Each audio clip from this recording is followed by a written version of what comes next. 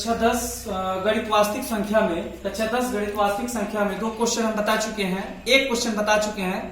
दूसरा question number ये है कि दर्शाइए कि कोई धनात्मक विषम पूर्णांक, दर्शाइए कि कोई धनात्मक विषम पूर्णांक 6q+1 या 6q+3 या 6q+5 के रूप का होता है जहां q कोई पूर्णांक है, जहां q कोई क्या है, पूर्णांक है।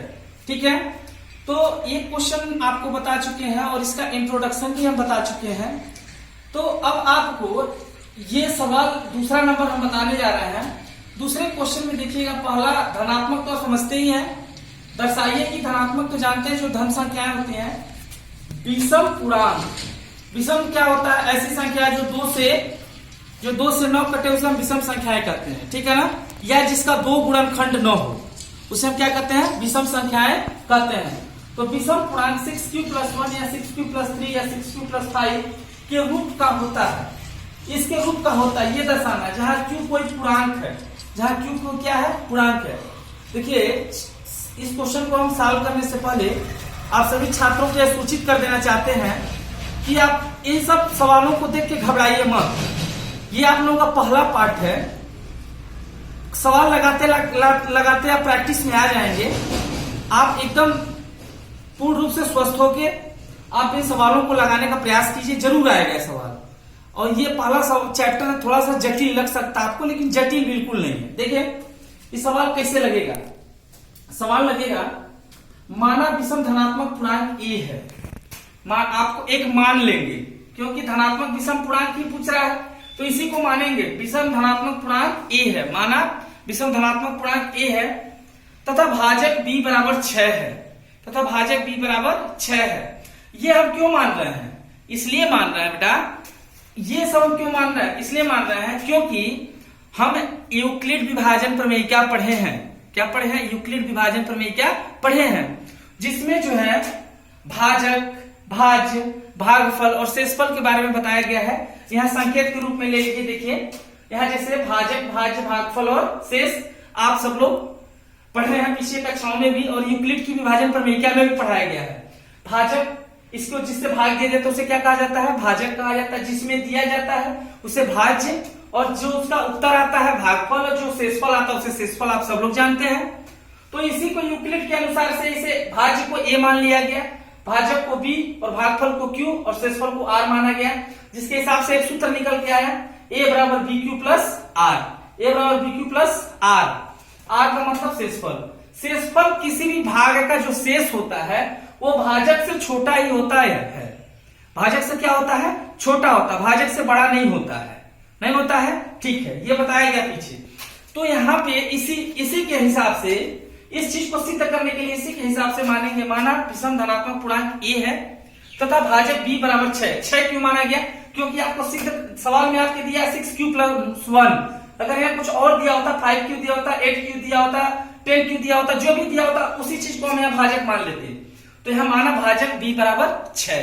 ठीक है, अब यूक्लिड के विभाजन प्रमेय के अनुसार, इसके अनुसार a बराबर bq+r के अनुसार, तो यहाँ क्या हो जाएगा, a बराबर bq+r होगा। तो b बराबर आपने 6 मान लिया, तो यहाँ 6q+r हो गया।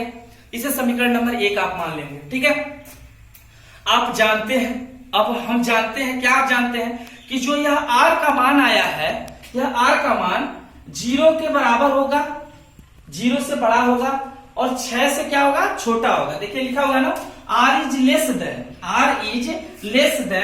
r is equal to 0। 0 से छोटा या 0 के बराबर, लेकिन 6 से क्या होगा, छोटा होगा, 6 से बड़ा नहीं होगा। क्यों, बताया गया ना कि शेषफल में भाजक से छोटा ही होता है। तो यहाँ भाजक क्या है, भाजक 6 है, माना गया भाजक क्या 6 है, तो 6 से छोटा ही होगा ना। ठीक है, तो r का संभावित मान आपका क्या निकल के आएगा, 0 1 2 3 4 5। ठीक है, 6 तो आएगा नहीं, अब 5 ही तक आएगा। अब ये जो r का संभावित मान है, इसको आप यहाँ पे ले आकर रख दीजिए बारी बारी से, इस समीकरण में r की जगह पे। तो r का मान क्रमशः समीकरण 1 में रखने पर, ठीक है, तो r बराबर 0 रखने पर, अगर यहाँ हम 0 रखते हैं तो a बराबर यहाँ 0 आ जाएगा, a बराबर 6q मिलेगा। r बराबर 1 रखते हैं तो यहाँ पे r की जगह पे 1 आ गया, a बराबर 6q+1। r बराबर 2 रखने पर a बराबर 6q+2 आ गया। इसी प्रकार r बराबर 3 रखने पर a बराबर 6q+3 आ गया। r बराबर 4 रखने पर a बराबर 6q प्लस 4 आ गया। r बराबर 5 रखने पर a बराबर 6q प्लस 5 आ गया। ठीक है, ये तो आपने r का मान निकाल के विभिन्न विभिन्न मान रख के r का a का मान निकाल लिया। अब देखिए आगे क्या कहा जा रहा है, यहाँ a के मान कुछ ऐसे मान है a के, जैसे मान लीजिए 6q आया, 6q प्लस 2, ठीक है, 6q प्लस 4, 3 मान है। देखिए 6q प्लस 2, 6q प्लस 4 में 2 का गुणनखंड है, में 2 का क्या है, गुणनखंड है 3 मान में, 6q में 6q प्लस 2 में 6q प्लस 4 में। देखिए 6q प्लस 2, दूसरा हो गया 6q प्लस 4। यह 3 ऐसे मान है जिसमें 2 का गुणनखंड है। कैसे, देखिए यहाँ से 2 गुणे 3 नहीं लिख सकते हैं, लिख सकते हैं। 2 यहाँ कॉमन ले लीजिए, 2 दोनों में है, यहाँ भी कॉमन है 2, यानी 2 इसमें एक गुणनखंड है। ठीक है, तो ये तो आपके संख्याएं हो गई, इनसे हमको लेना देना नहीं है। हमको क्या, हमको सिद्ध करना है कि 6q plus 1, 6q plus 3, 6q plus 5 विषम पूर्णांक है, जबकि 6q plus 1, 6q plus 3, 6q plus 5 यही चीज है। देखिए 6q plus 1, 6q plus 3, 6q plus 5 में 2 का गुणनखंड नहीं है, 2 का गुणनखंड नहीं है। तो जिस भी संख्या में 2 का गुणनखंड नहीं होता है वो संख्या कौन सी, विषम संख्या हो जाती है, नहीं हो जाती है। अतः 6q plus 1, 6q plus 3, 6q plus 5 एक धनात्मक विषम पूर्णांक है, और यही सिद्ध करना था हमें। ठीक है, तो इसे अच्छे से हम हट जा रहे हैं किनारे, इसे अच्छे से नोट कर लीजिए। अगले सवाल में सवाल नंबर 3, क्वेश्चन नंबर 3 में छात्र ध्यान दीजिएगा आप लोग। पहला नंबर यह कि किसी भी सवाल को पढ़ने से पहले आप नर्वस मत होइए, हमेशा हंसते रहिए, मुस्कुराते रहिए। इस लॉकडाउन में अपने घर पे रखे पढ़ाई करिए। बड़ी मेहनत से आप लोगों के लिए हम लोग वीडियो बनाकर अपलोड किया जा रहा है। ठीक है, देखिए तीसरा सवाल क्या कर रहा है, किसी परेड में 616 सदस्यों वाली एक सेना आर्मी की टुकड़ी को 32 सदस्यों वाले एक आर्मी बैंड के पीछे मार्च करना है। ठीक है, दोनों समूहों को समान संख्या वाले स्तंभों में मार्च करना है। ठीक, अतः स्तंभों की अधिकतम संख्या क्या है जिसमें वे मार्च कर सकते हैं। जिन विद्यार्थियों के पास किताब होगा वो अपने किताब से क्वेश्चन देखेंगे, जिनके पास नहीं है इसीलिए हम लोग सवाल लिख के आप लोगों को सैंपट पे लिख के आप लोगों को बताया जा रहा है कि बहुत सारे ऐसे विद्यार्थी जिनके पास अभी भी किताब अवेलेबल नहीं होगा तो वो इससे पढ़ सकते हैं। स्टूडेंट इसमें ये सवाल ये समझिए कि जैसे कहीं परेड हो रहा है, आर्मी का परेड होता होगा, आप लोग देखते होंगे, सेना चलती होगी। ठीक है, तो परेड हो रहा है, तो परेड में 32 आर्मी के लोग ऐसे हैं, 32 सदस्य ऐसे हैं, 32 सेना के लोग ऐसे हैं जो आर्मी का बैंड लिए हुए हैं, जो बैंड बजाते हैं लोग, आगे आगे चलते हैं। 32 लोग बैंड लिए हैं और 616 32 सदस्यों वाले आर्मी बैंड और 616 लोग ऐसे हैं जो सेना में है, वो बैंड नहीं लिए हैं। तो करना क्या है, जैसे मान लीजिए यहाँ संकेत के रूप में थोड़ा सा देख लीजिएगा, इसको नोट मत करिएगा। ये जैसे 32 सदस्य हैं, मान लीजिए ये आर्मी बैंड लिए हुए हैं, बजा रहे हैं बाजा, आगे आगे चल रहे हैं, 1 line 2 line 3 line 4 line 5 line, ये संख्या नहीं है, पता है कितने लाइन में चल रहे हैं। ठीक है, और इन्हीं लोगों के पीछे ये 616 जो आर्मी के सैनिक हैं इनको भी लगना है। ठीक है, तो सवाल में यही पूछ रहा है कि ये कितने स्तंभों में, यानी कितना लाइन बनेगा, ये कितने लाइन में ये 616 लोग 32 सदस्यों के पीछे लग सकते हैं।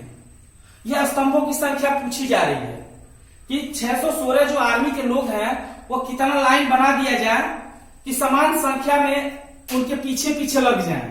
ठीक है, तो इसके लिए आप कुछ करेंगे नहीं, इसके लिए स्टूडेंट आपको करना क्या है, 616 और 32 का आप महत्तम समापवर्तक निकाल लीजिए अपने पुरानी विधि के हिसाब से। ठीक है, देखिए यहां निकाला गया 616 में 32 का भाग दिया गया, तो 32 से कम 32 आपका घट के आ गया है 29। ठीक है, फिर 6 उतार लिया गया, आया 296।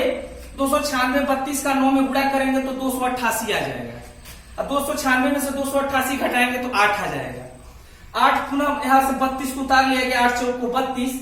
तो यहाँ पे जो आपका मौसम आया, चाहे विभाजन प्रमेयिका से चाहे उसी तरीके से 8 आएगा। कितना आएगा, 8 आएगा। देखिए ये इसका मौसम है, तो यही जो 8 होगा वो 8 पंक्तियां होंगी, अतः मार्च करने वाले स्तंभों की संख्या या पंक्तियों की संख्या 8 होगी, जिसमें इन 32 सदस्यों के पीछे ये 616 लोग चल सकते हैं। ठीक है, कितनी स्तंभों की संख्या होगी? 8, यानी 8 लाइन आगे बैंड वाले बनाएंगे अपना, और उन्हीं के पीछे पीछे 616 लोग जाएंगे। इस सवाल को आप नोट करें। धन्यवाद।